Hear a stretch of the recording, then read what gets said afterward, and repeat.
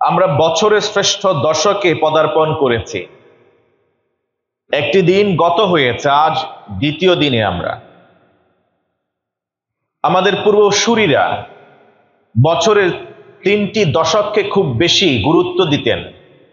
রমজানের শেষ দশক, মুহররমের প্রথম দশক, আর জিলহজ মাসের এই প্রথম দশক। জিলহজ মাসের দশকের ব্যাপারে নবীজি মুহাম্মদুর রাসূলুল্লাহ সাল্লাল্লাহু আলাইহি ওয়াসাল্লাম ইরশাদ করেছেন, এই দশকের ইবাদত, যে কোনো আমল আল্লাহ সুবহানাহু ওয়া তাআলার কাছে যুদ্ধের ময়দানে গিয়ে একজন মর্দে মুজাহিদ, যিনি গাজী বেশে ফিরে আসেন, যিনি তার জান এবং মাল নিয়ে যুদ্ধে ঝাঁপিয়ে পড়েছিলেন, কিন্তু আল্লাহ তাআলা তাকে শাহাদাত কবুল করেননি, তার জন্যে তিনি গাজী বেশে ফিরে আসছেন তার জান এবং গনিমতের মাল নিয়ে। এই মর্দে মুজাহিদের চেয়েও অনেক বেশি সেই বান্দার ইবাদত আল্লাহর কাছে প্রিয়, যেই বান্দা এই দশকে করবে আমলগুলো। এই জন্য এই দশককে স্পেশাল ইম্পর্টেন্স দেওয়া হয়েছে ইসলামিক শরিয়ায়। এই দশকে বাড়তি তেমন কোনো আমল নেই, তবে এই দশক তো এমন এক দশক যেই দশকে ইবাদতের সব মৌলিক ইবাদতগুলি এখানে সন্নিবেশিত হয়েছে। এখানে সালাত আছে, সিয়াম আছে, হজ আছে, আল্লাহর রাস্তায় দান করা। কেউ চাইলে যাকাত ইন অ্যাডভান্স অথবা বকেয়া আদায় করতে পারে, অথবা নফল সাদাকা দান আল্লাহর রাস্তায় করতে পারে। এছাড়াও যাবতীয় খায়রাত, হাসানাত, মুস্তাহাব্বাত, নওয়াফিল সব আমলগুলো এই দশকে করার সুবর্ণ এক সুযোগ। আমরা প্রায়শই বলে থাকি, কখনো কখনো ব্যক্তির কারণে জায়গার মর্যাদা বহু গুণ বেড়ে যায়, কখনো কখনো জায়গার কারণে মানুষের মর্যাদা বেড়ে যায়, কখনো কখনো সময়ের কারণে ইবাদতের মর্যাদা বেড়ে যায়, কখনো কখনো ইবাদতের কারণে সময়ের মর্যাদা বেড়ে যায়। আমরা যেমন জানি মক্কাতুল মুকাররমায় ইবাদতের মূল্য মর্যাদা 1 রাকাত ফজিলত 1 লক্ষ রাকাতের সমান। মসজিদে আকসায় 50,000, মসজিদে নববীতে 1000, এবং আমাদের যে মসজিদগুলি জাওয়ামিয়া মসজিদগুলি আছে, জামাতে সালাত আদায় করলে 27 গুণ বেশি দেওয়া হয়, যেটা একাকী সালাত আদায় করার চেয়েও। অতএব জায়গার কারণে মর্যাদা বেড়ে যায়, সময়ের কারণে ইবাদতের মর্যাদা বেড়ে যায়। যেমন জিলহজ মাসের এই প্রথম দশক, এই প্রথম দশকে কেউ যুদ্ধের ময়দানে যায় না, না গিয়েও যুদ্ধের ময়দানে অংশগ্রহণ করলে যে সওয়াব হতো, এই দশকে সুবহানাল্লাহ, আলহামদুলিল্লাহ, লা ইলাহা ইল্লাল্লাহ, আল্লাহু আকবার, এই নফল জিকির আজগার তাসবিহাত গুলি করলে আল্লাহ তাআলা সেই রকম সওয়াব দিবেন। আমরা এই দশকে যেহেতু পদার্পণ করেছি, বিশ্ব নবীর একটি মুস্তাহাব আমল হলো এই দশকে আমরা চুল কাটবো না, নখ কাটবো না। যারা গতকাল থেকে শুরু করেছেন, to be continued till end until you sacrifice. আপনি কোরবানি করার আগ পর্যন্ত চুলে হাত দেবেন না, হাত দেওয়া মানে চুল কাটবেন না, নাপিতের কাছে যাবেন না, আপনি আপনার দেহের কোনো লোম উপড়াবেন না বাড়তি, আর আপনার নখগুলি কাটবেন না। কোরবানি করার পর আপনি সেগুলি পরিষ্কার করবেন, কারণ মানুষের পশু কোরবানি করবার সাথে সাথে মানুষের ইনার সেলফ এবং বাহ্যিক যে পশুত্ব আছে সেগুলি কোরবানি করবার জন্য তার প্রতীকী অর্থে এই চুল এবং নখগুলাকে বড় করা 10 দিন ধরে, এরপরে পশু কোরবানির সাথে সাথে এগুলাকেও স্যাক্রিফাইস করা। 9ম তারিখে, জিলহজ মাসের 9ম তারিখে সিয়াম সাধনা করা, এবং 1ম তারিখ থেকে শুরু করে 10ম তারিখ পর্যন্ত কোরবানি করার আগ পর্যন্ত সিয়াম কন্টিনিউ করা। এটা রাসূল করিম সাল্লাল্লাহু আলাইহি ওয়াসাল্লামের মুস্তাহাব আমলগুলির মধ্য থেকে একটি।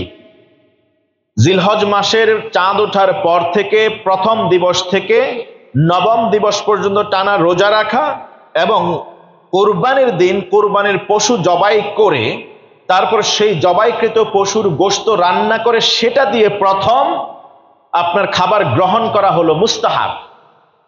বিধায় আমরা বলে থাকি প্রথম দশকের 9ম তারিখ পর্যন্ত টানা রোজা রাখা এটা মুস্তাহাব আমলের মধ্যে পড়ে। এছাড়া স্পেশালি হাদিসে বলা হয়েছে, নাসাই, আবু দাউদে, তিসআ যিল হিজ্জা, নবম তারিখে রোজা রাখা।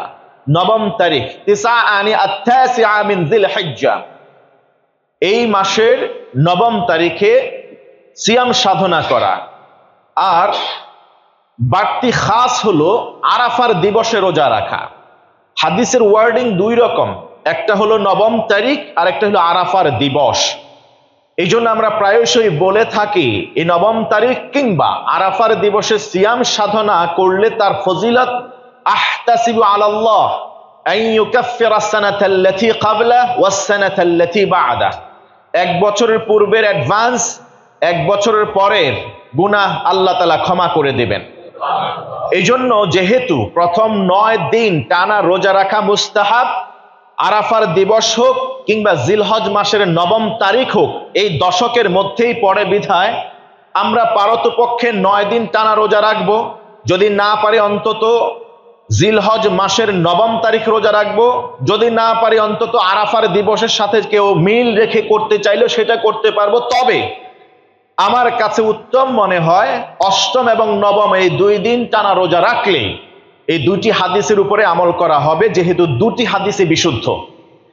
আর এই দুটি দিবসে যদি আমরা সিয়াম সাধনা করি, সহিহ মুসলিমের হাদিসের ভাষ্য অনুযায়ী আল্লাহ তাআলা 2 বছরের গুনাহ আমাদের ক্ষমা করে দিবেন ইনশাআল্লাহ।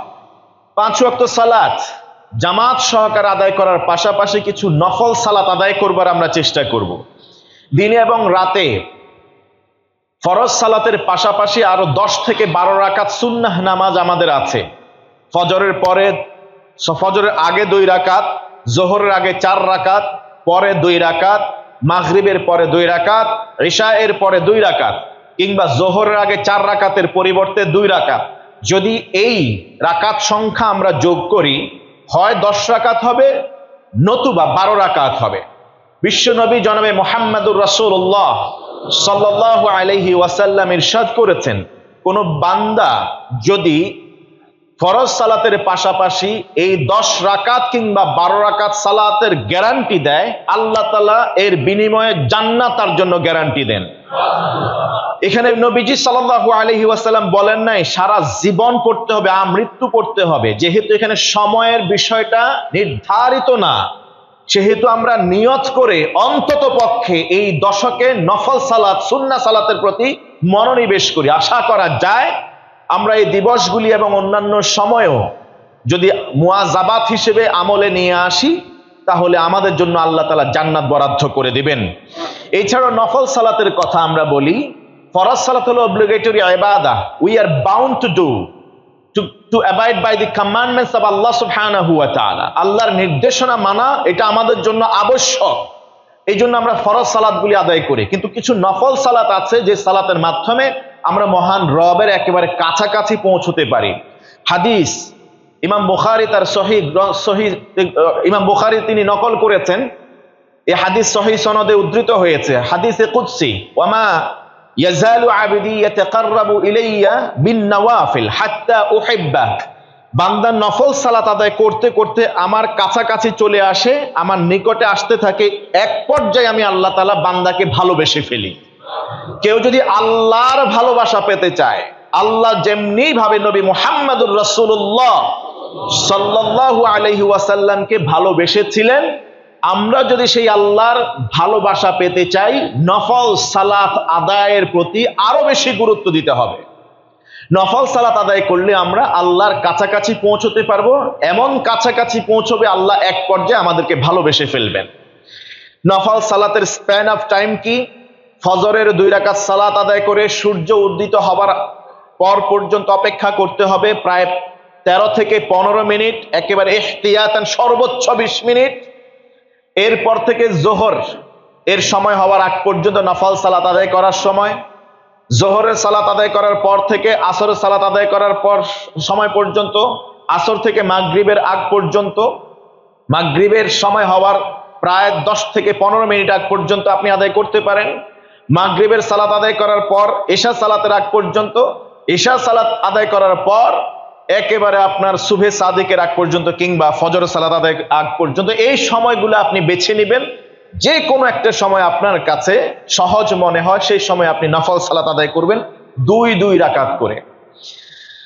এছাড়াও এই দশকে আপনি বেশি বেশি সুবহানাল্লাহ পড়বেন, আলহামদুলিল্লাহ, লা ইলাহা ইল্লাল্লাহ, আল্লাহু আকবার। নবীজি সাল্লাল্লাহু আলাইহি ওয়াসাল্লাম আল্লাহ সুবহানাহু ওয়া তাআলার কথা লিয়াযকুরু ইসমাল্লাহি আলা মা রাযাকাহুম মিন বাহিমাতিল আনআম, এই আয়াতের ব্যাখ্যায় তিনি বললেন যে এই দিবসগুলোকে আল্লাহ তাআলা তার জিকিরের জন্যে, নামের সমুন্নত ঘোষণা করবার জন্য তিনি নির্ধারণ করেছেন বিধায় ফাআকসিরু ফীহিন্না মিনাত তাসবিহ ওয়াত তাহমিদ ওয়াত তাহলিল ওয়াত তাকবীর, তোমরা এই দিবসগুলোতে বেশি বেশি সুবহানাল্লাহ পড়বে, আলহামদুলিল্লাহ পড়বে, আল্লাহু আকবার পড়বে এবং লা ইলাহা ইল্লাল্লাহ এই আমলগুলি করবে। এই জন্য এই দিবসগুলি যখনই সময় পাবেন তখনই সুবহানাল্লাহ, আলহামদুলিল্লাহ, লা ইলাহা ইল্লাল্লাহ, আল্লাহু আকবার পড়বেন। জিলহজ মাসের চাঁদ উদিত হওয়ার পর থেকে শুরু হয়ে গেছে তাকবীর, আল্লাহু আকবার, আল্লাহু আকবার, লা ইলাহা ইল্লাল্লাহ, আল্লাহু আকবার, আল্লাহু আকবার, ওয়ালিল্লাহিল হামদ। এই তাকবীর জিলহজ মাসের চাঁদ উদিত হওয়ার পর থেকে এটা পড়া মুস্তাহাব। আর 9 জিলহজ ফজরের সালাতের পর থেকে 13 জিলহজ আসরের সালাতের পর পর্যন্ত প্রত্যেক 5 ওয়াক্ত সালাত আদায়ের পরে এটা পড়া ওয়াজিব। ওই সময় সালাতে সালাম ফিরানোর পরে আল্লাহু আকবার, আল্লাহু আকবার, লা ইলাহা ইল্লাল্লাহ, আল্লাহু আকবার, আল্লাহু আকবার, ওয়ালিল্লাহিল হামদ, এই তাকবীর পড়া ওই সময় ওয়াজিব। এছাড়াও যেহেতু আমরা এখন ওয়াজিব সময় ঢুকিনি, এখন আমাদের জন্য মুস্তাহাব হলো বেশি বেশি এই তাকবীর ধ্বনি দেওয়া।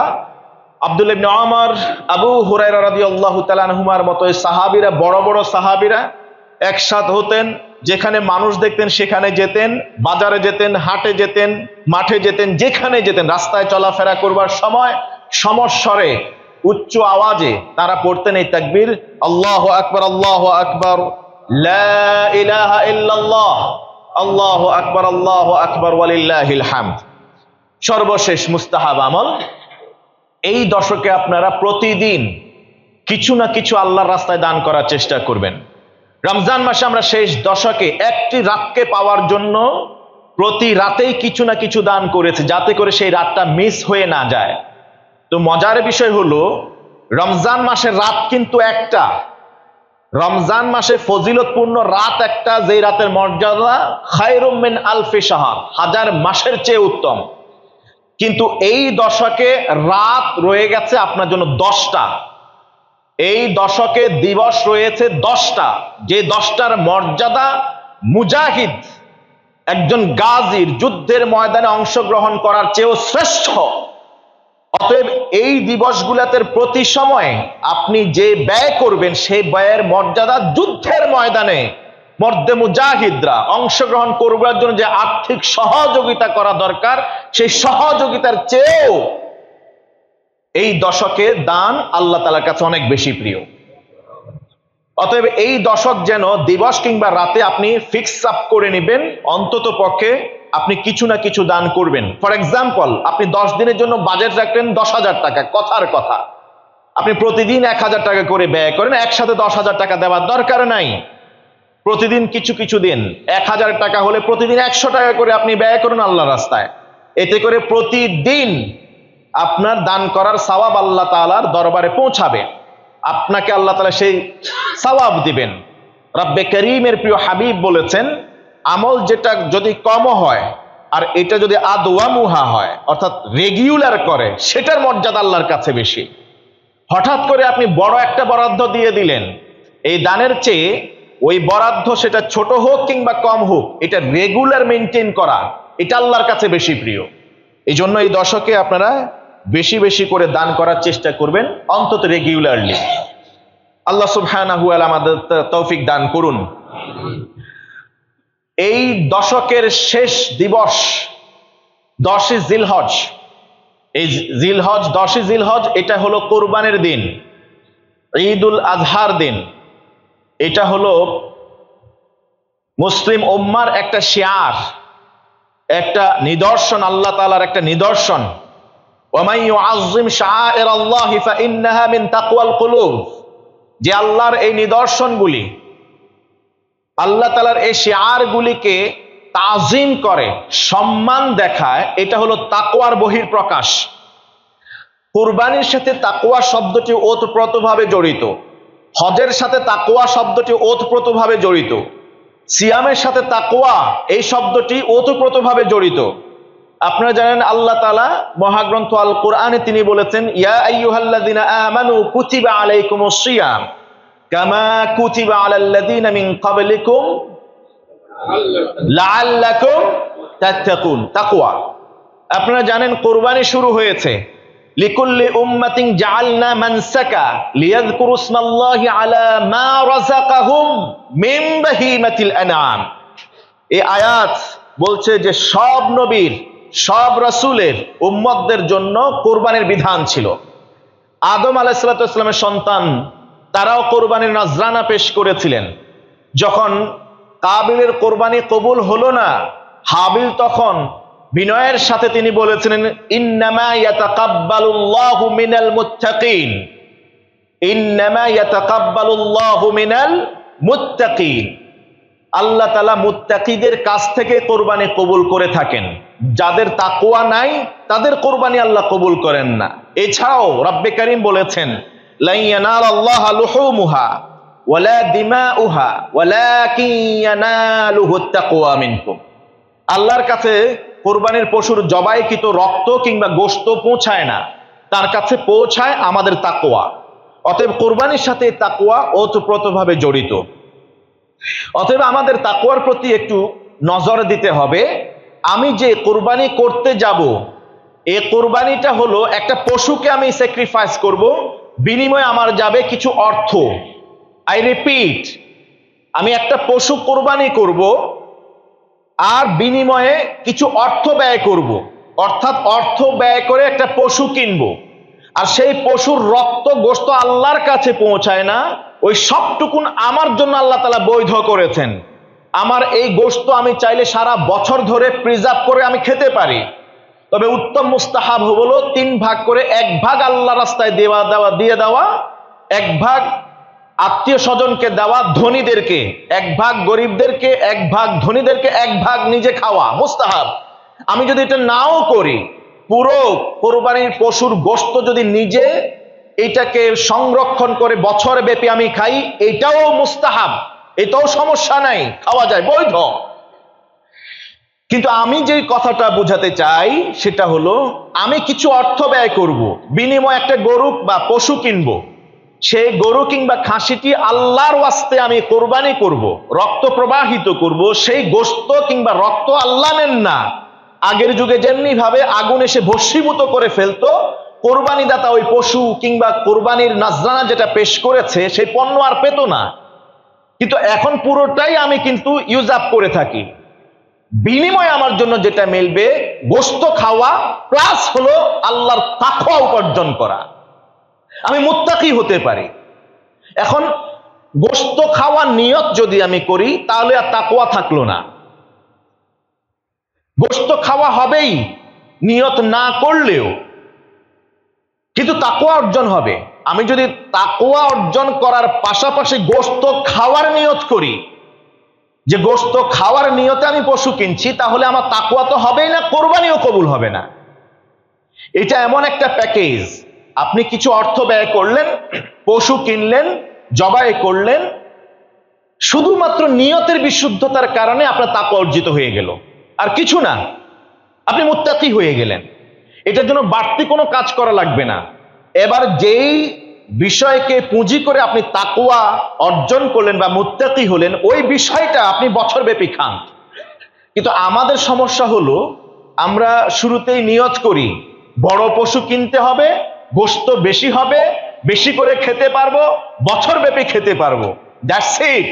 অথবা আমি পশু কিনবো, বড় পশু কিনবো, বড় শিং হবে, এলাকার কে কোনটা কিনছে সবার পরে আমি কিনবো, সবাই কেনা শেষ হলে সবার চেয়ে বড়টা আমি কিনবো, তাহলে সবাই বলবো এবারে এই এলাকার সবচেয়ে বড় পশু কোরবানি দিছে অমুকের ছেলে অমুক, আমার নাম ডাক ছড়িয়ে পড়বে, আমি বড় কোরবানি দাতা।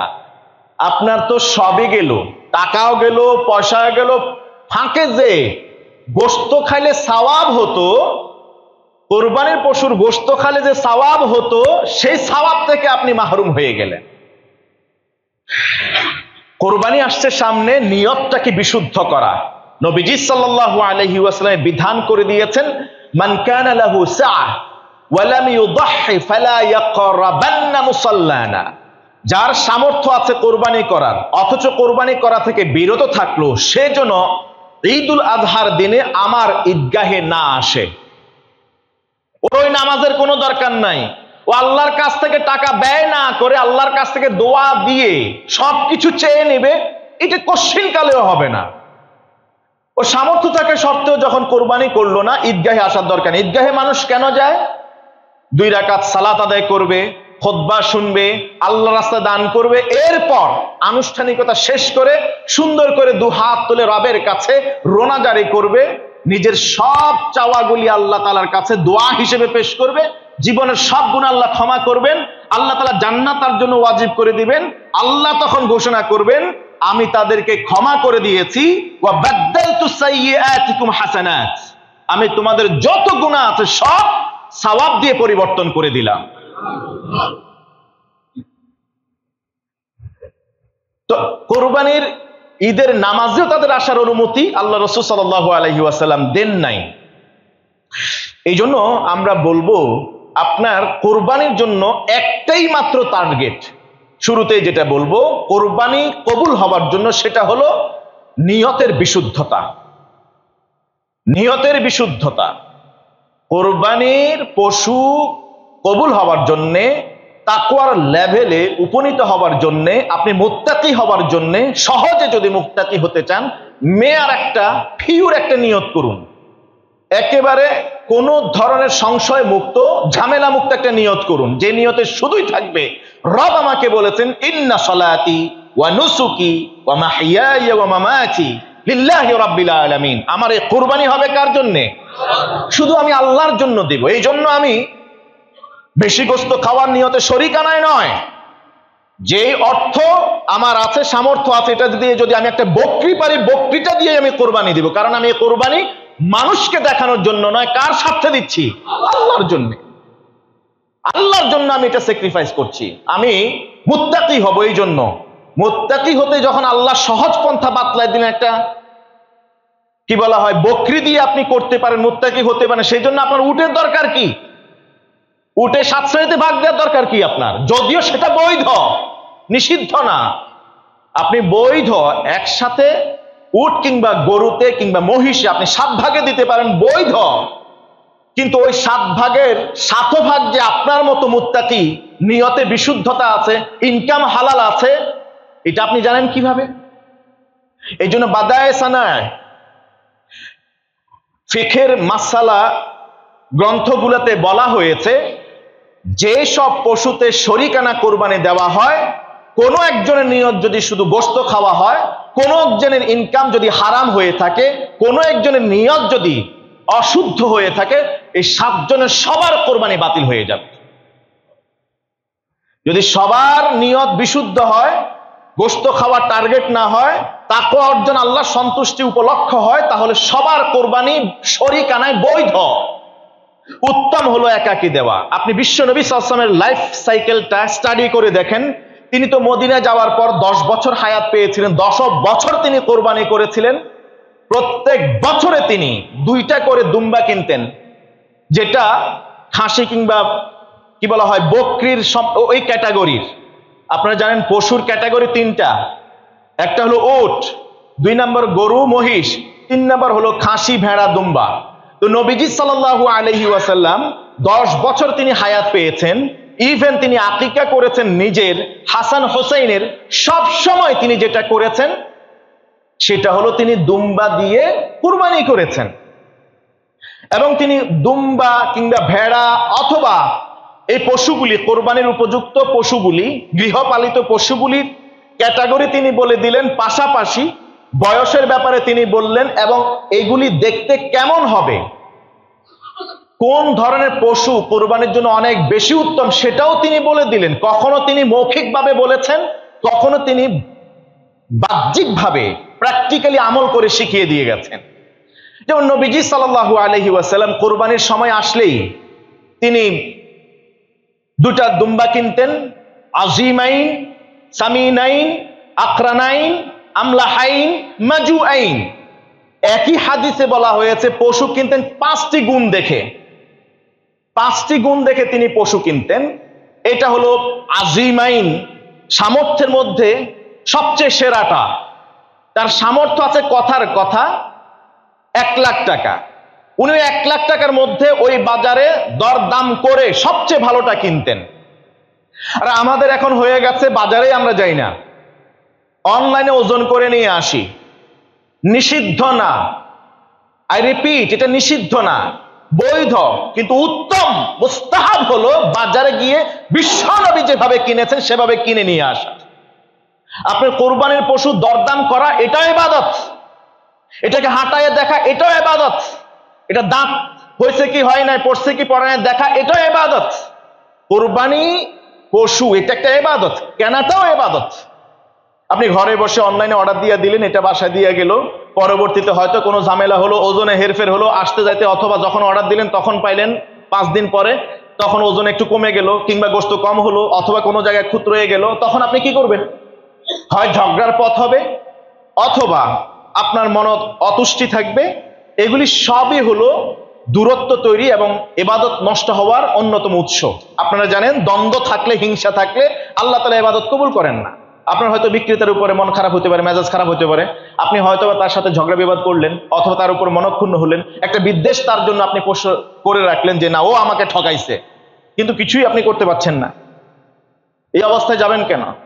আপনি পশু দেখবেন, পশুটা যেন আপনার সামর্থ্যের মধ্যে আজিমাইন সবচেয়ে বড় হয়, সামিনাইন মোটা তাজা হয়, আখরানাইন শিংওয়ালা হয়, শিংগুলো দেখতে যেন সুচারু হয়, সুন্দর হয়, স্ট্রেইট হয়, দেখতে যেন এমন সুন্দর দেখায়।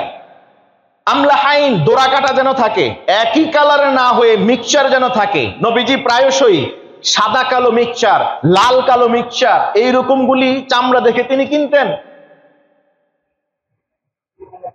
আকরানের মাজুআইন এটা পুরুষ দেখে কিনতেন, গাভীর চেয়ে ওটা কি বলে, ষাঁড় নাকি, ওইটা দেওয়া উত্তম।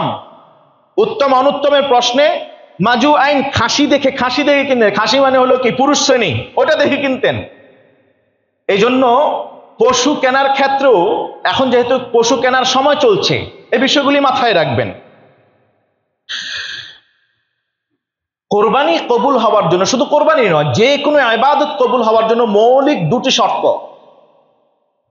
এটা খুব মন দিয়ে উপলব্ধি করার চেষ্টা করুন। যে কোনো ইবাদত কবুল হওয়ার জন্য মৌলিক 2টি শর্ত: 1 সিহহাতুন নিয়্যা, নিয়তের বিশুদ্ধতা; 2 মুতাবাআতুর রাসূল, রাসূলুল্লাহ সাল্লাল্লাহু আলাইহি ওয়াসাল্লামের আদর্শের অনুকরণে হইতে হবে। পশু আপনি কিনলেন আপনার মতো করে, কিন্তু আল্লাহ রাসূলের আদর্শ এখানে কোনো ছোঁয়াই নাই, এটা কবুল হলো কি হলো না, ইটস আপ টু আল্লাহ সুবহানাহু ওয়া তাআলা। আপনি কোরবানি করলেন আপনার মতো করে। নবীজি সাল্লাল্লাহু আলাইহি ওয়াসাল্লাম কোরবানির পশু কেনা থেকে শুরু করে পশুর ক্যাটাগরি, পশু কেমন হবে, কখন কোরবানি করবে, কিভাবে জবাই করবে, কিভাবে খালাইবে, কিভাবে গোশত নামাবে, প্রথমে কোন অংশ থেকে খাবে, ময়লা আবর্জনা বর্জ্য কিভাবে এগুলা থেকে সমাজকে পরিশুদ্ধ রাখবে, পরিবেশকে বিশুদ্ধ রাখবে, এই সব বিষয়ে ইন ডিটেইলস তিনি বাহ্যিক আমল করে তিনি দেখিয়ে গেছেন। তো আপনার এই কোরবানির শুরু থেকে শেষ পর্যন্ত এটা হতে হবে বিশ্বনবীর আদর্শের অনুসারে। যেমনি ভাবে আপনি আপনার মন গড়া ফজরের সালাত 2 রাকাতের জায়গায় যদি 3 রাকাত পড়েন, যেমনি ভাবে হবে না, কারণ নবীজি 2 রাকাতের বেশি পড়েন নাই। আপনিও কোরবানির সব কাজ বিশ্বনবীর আদর্শের বাইরে করলে কোনোভাবেই হবে না।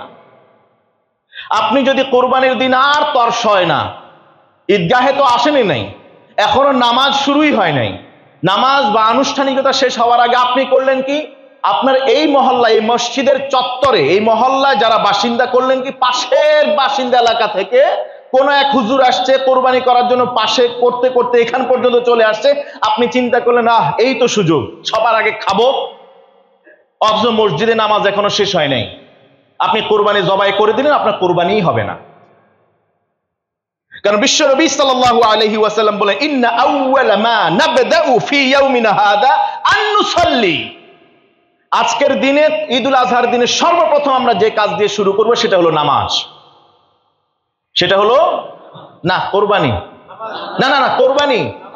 কিন্তু আমি দেখি, আমি যখন আসতেছি ঈদগাহে তখনও দেখি পশু জবাই হয়ে গেছে।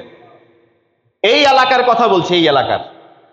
যখন আমি নামাজ পড়তে আসতেছি, আমার আগে তো আমার ইমাম, প্রধান ইমাম কথা বলেন, সময় থাকলে আমি আমার সানি ইমামকেও ইনভাইট করতাম।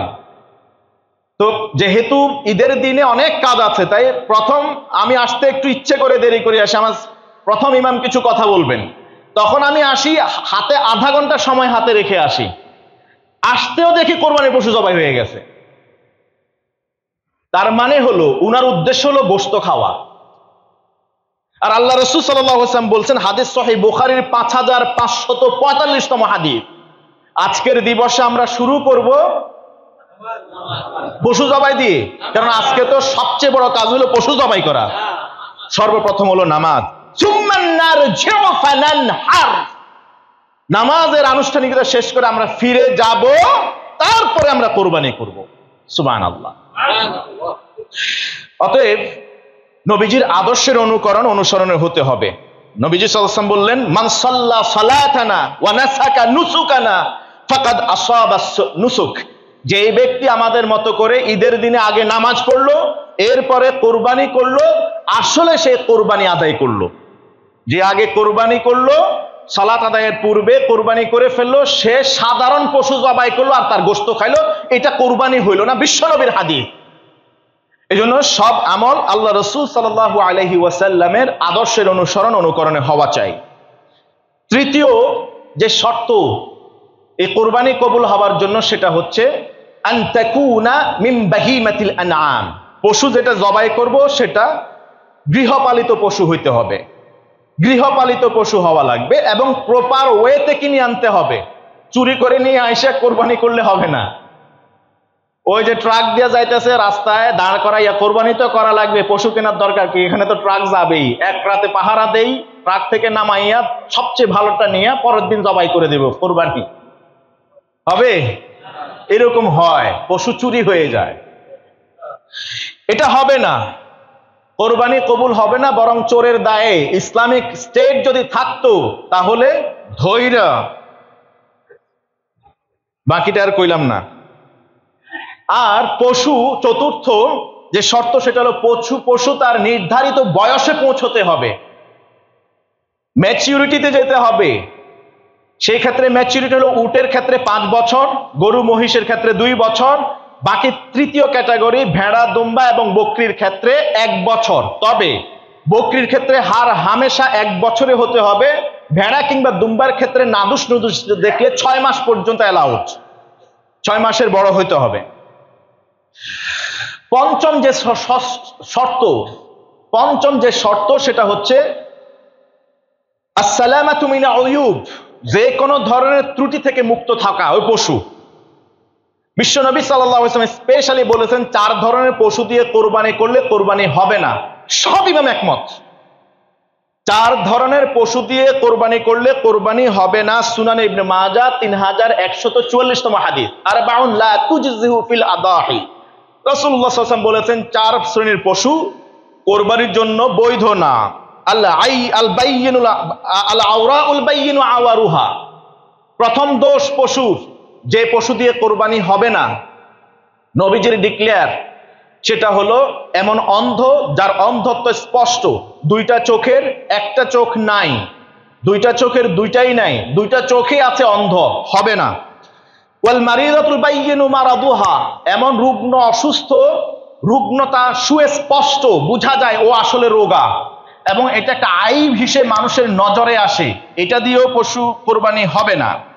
ওয়াল আরজাউল বাইয়িনু যালউহা, এমন খোঁড়া যে মাটিতে পা স্পর্শ করতে পারে না, 4 পায়ের 1 পা কিংবা 2 পা হোক না কেন মাটি স্পর্শ করতে পারে না, এটা মাটি থেকে অস্পর্শই থেকে থাকে, এই পশু দিয়ে কোরবানি হবে না। ওয়াল কাসীরাতুল লাতী লা তুনকি শরীরের কোনো একটা অংশ যেমন কান অথবা শিং অথবা পায়ের কোনো একটা এমন ভাঙ্গা, এটা আর ঠিক হবে না।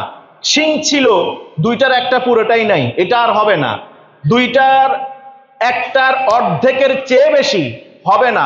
ঠ্যাং ভাঙা গেছে, এই ঠ্যাং আর ভাঙা কোনোদিনও জোড়া লাগবে না বা ঠিক হবে না, এই পশু দিয়েও কোরবানি হবে না। এই 4 ত্রুটিওয়ালা পশু কেনা থেকে বিরত থাকবেন। আর বিশ্বনবী যে 5 গুণ দেখে পশু কিনতেন, সেই পশু গুণগুলা দেখে কেনার চেষ্টা করবেন। আর সর্বশেষ শর্ত হলো আন ইয়াকুনা যাবহু ফিল ওয়াক্তিল মু'তাদ বিহি শারআন। শরীয়ত যে সময় বেঁধে দিয়েছে, যখন কোরবানির অনুমোদন দিয়েছে তখন কোরবানি করতে হবে, এর আগে কোরবানি করলে হবে না।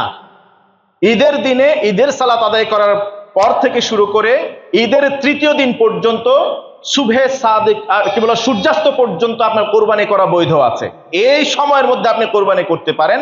তবে উত্তম হলো 10ম দিবসে প্রথম দিনেই আপনার প্রথম প্রহরেই নামাজ আদায়ের পর কুরবানি করে ফেলা, এটাই হলো সর্বোত্তম। আল্লাহ সুবহানাহু ওয়া তাআলা আমাদেরকে বোঝার তৌফিক দান করুন। শেষ একটি বিষয় আপনাদেরকে বলবো, ধর্ম যার যার, উৎসব সবার। হ্যাঁ, ধর্ম যার যার। সারা বছর বলছেন না, এখন হ্যাঁ বলেন। সারা বছর বলছেন ধর্ম যার যার, উৎসব তার তার, নাকি? না না করে আসেন কেন? ওদের তো সেই হোলি খেলায়ও গিয়েছে অনেকে, কালী দুর্গার পূজায়ও গিয়েছে অনেকে। ধর্ম যার যার, উৎসব সবার। 11 মাস চলেছে, এখন কুরবানির সময় এসে একই কথাই বলবো, ধর্ম যার যার, উৎসব সবার।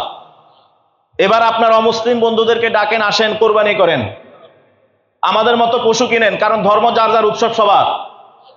আসেন গরু নিজের হাতে জবাই করবেন, আপনাদের তো ভগবান, আপনাদের খোদা। আসেন নিজের হাতে জবাই করবেন, রান্না করবেন, একসাথে খাবো, কারণ ধর্ম যার যার। তাদের শুধু পার্বণ পূজা এগুলি আসলে এগুলি ছড়ায় দেয় মুসলমানদের মাঝে, ধর্ম যার যার, উৎসব সবার। কিন্তু মুসলমানদের ইবাদতের সময় আসলে দুইটা উৎসব, ঈদুল ফিতর ঈদুল আজহার সময় এসে এটা হারায় যায় এই স্লোগান। তখন আর কেউ এটা বলে না, বামেরা আর এটা বলে না, বলে কি? এখন কোরবানির সময় আসছে, এখন মুসলমান সন্তানেরা বলবে ধর্ম যার যার, উৎসব সবার। যদি এটা সঠিক হয় তাহলে আসো কোরবানির সময়, তুমি পশু কেনো, আমাদের মতো জবাই করো, এবং সেই পশু নিজের হাতে জবাই করবা, দেখি তোমার কতটুকু শক্তি আছে মনে। এরপর সেই পশু আমাদের সাথে একসাথে খাবা। বিশ্বাস করেন, একজনও আসবে না, একজনও আসবে না। কিন্তু আপনি মুসলমানের সন্তান হয়ে এই স্লোগান আপনি নিজে দেন, নিজে বলেন, নিজে প্রচার করেন এবং নিজে সেই কাজে অংশগ্রহণ করেন। কেন এই বৈষম্য? বৈষম্যহীন বাংলাদেশে আর কোনো বৈষম্য হতে দেয়া হবে না। আল্লাহ কবুল করুন। আমিন। সুবহানাকাল্লাহুম্মা ওয়া বিহামদিকা আশহাদু আল্লা ইলাহা ইল্লা আনতা আস্তাগফিরুকা ওয়া আতুবু ইলাইক।